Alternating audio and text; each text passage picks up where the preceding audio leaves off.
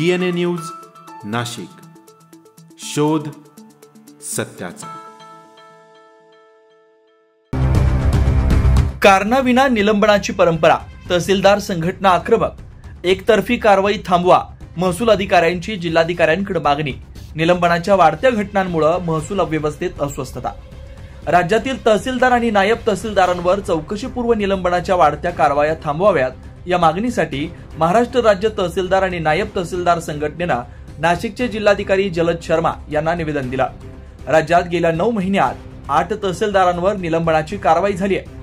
अशी एकतर्फी कारवाई अन्यायकारक असल्याचा आरोप संघटनेने केलाय। नुकतीच तहसीलदार प्रशांत थोरात यांच्यावर कोणतीही चौकशी न करता सरळ निलंबनाची कारवाई करण्यात आली।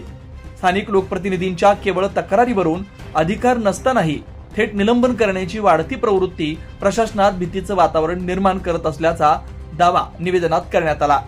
नायब तहसीलदारांचे ग्रेड वेतन वाढवणं, सेवा ज्येष्ठता यादी जाहीर करणं, पदोन्नती प्रक्रिया मार्गी लावणं या प्रलंबित प्रश्नांकडे शासनानं तातडीनं लक्ष द्यावं अशी मागणीही संघटनेने केली। एकतर्फी कारवायांमुळे महसूल प्रशासन आणि अधिकारी यांच्यात अविश्वासाची दरी निर्माण होत असल्याचं मत संघटनेने व्यक्त केलं। निवेदन देताना संघटनेचे पदाधिकारी तहसीलदार आबासाहेब तांबे, उपजिल्हाधिकारी तुकाराम होलावळे, उपजिल्हाधिकारी राजेंद्र वाघ, शुभांगी फारदे, अमोल निकम, शोभा पुजारी, वैशाली आव्हाड आदी उपस्थित होते।